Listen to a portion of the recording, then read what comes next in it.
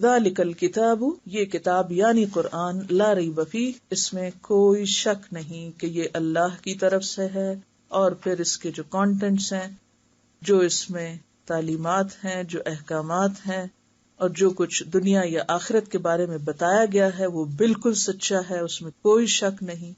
تم نہیں بدلتے تو نہ بدلو، اللہ کا کلام نہیں بدلے گا۔ لا تبدیل لکلمات اللہ۔ کس لیے آیا؟ ھدی للمتقین، متقین کی ہدایت کے لیے آیا۔ یہاں پر متقین کی ہدایت کی بات ہے، لیکن قرآن پاک میں دوسری جگہ ھدی للناس بھی آیا ہے کہ یہ کتاب سارے انسانوں کی ہدایت کے لیے، اس لیے صرف متقین ہی اس کو نہ پڑھا کریں بلکہ تمام انسانیت تک اسے لے جانا ضروری ہے۔ ہاں، ہدایت تو یہ سب کو دکھاتا ہے، راستہ تو یہ سب کو بتاتا ہے، لیکن فائدہ کون اٹھاتا ہے اس سے؟ جن کے اندر تقویٰ ہوتا ہے، جو بچنا چاہتے ہیں، دنیا میں گناہوں سے بچنا چاہتے ہیں اور آخرت میں برے انجام سے بچنا چاہتے ہیں، وہ اس سے فائدہ اٹھائیں گے، وہ اس سے ہدایت پا جائیں گے۔ اسی لیے آپ نے دیکھا ہوگا کہ بہت سے لوگ قرآن پڑھتے ہیں اور پڑھاتے بھی ہیں، لیکن ان کی زندگی میں کوئی تبدیلی نہیں آتی، ہوتا نا ایسے؟ کیوں؟ فرق کس چیز کا ہوتا ہے؟ نیت کا ہوتا ہے، یا ارادے کا ہوتا ہے، یا اندر کے سوچ کا ہوتا ہے۔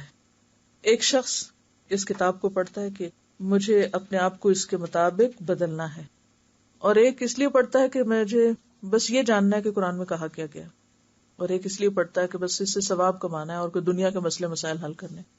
تو جو جس نیت، جس ارادے اور جس خیال سے اس کتاب کے پاس جائے گا وہی کچھ وہاں سے پائے گا۔ اور ہر شخص اپنے اپنے ظرف کے مطابق، ظرف کس کو کہتے ہیں؟ برتن۔ مثلا آپ دریا کے پاس جائیں اور ایک گلاس لے جائیں، دوسرا شخص بھی آ رہا پانی لینے اور وہ ایک پورا بڑا ڈول اٹھائے ہوئے ہے، کنٹینر اٹھائے ہوئے ہے، تو کس کو کتنا ملے گا؟ جو جتنا بڑا برتن لے جائے گا، جتنا جس کے پاس وسعت ہوگی۔ آپ کیا چاہتے ہیں اس سے؟ ثواب چاہتے ہیں؟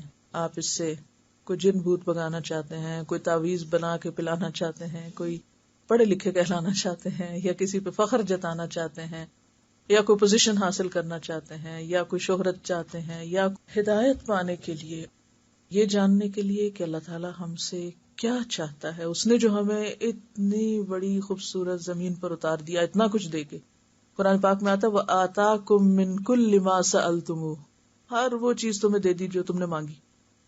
وَإِن تَعُدُّوا نِعْمَتَ اللَّهِ لَا تُحْصُوهَا، اگر تم اللہ کی نعمتیں گننا چاہو جو تمہیں ملی ہیں، گن نہیں سکتے، کاؤنٹ نہیں کر سکتے۔ تو اتنا کچھ جس کو مل جائے، پھر کوئی تو وجہ ہوگی اتنا کچھ کسی کو دینے کی۔ تو یہ قرآن ہی، اللہ کا کلام ہی ہمیں بتائے گا کہ وہ ہم سے کیا چاہتا ہے۔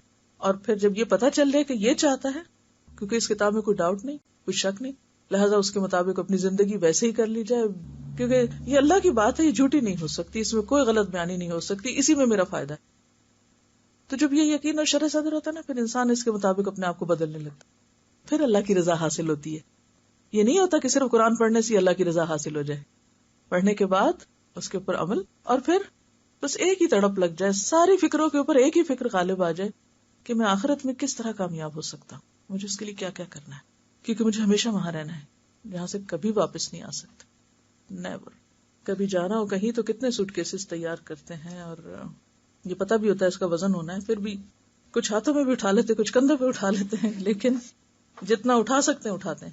ہدایت کا تعلق تقویٰ سے ہے۔ تقویٰ سراسر اندر کی کیفیت کا نام ہے، اندر کی سوچ کا نام ہے، اندر کے احساس کا نام ہے، اندر کے شعور کا نام ہے کہ آپ کے دل میں کیا ہے۔ اور آپ کا دل کون جانتا ہے آپ کے سوا؟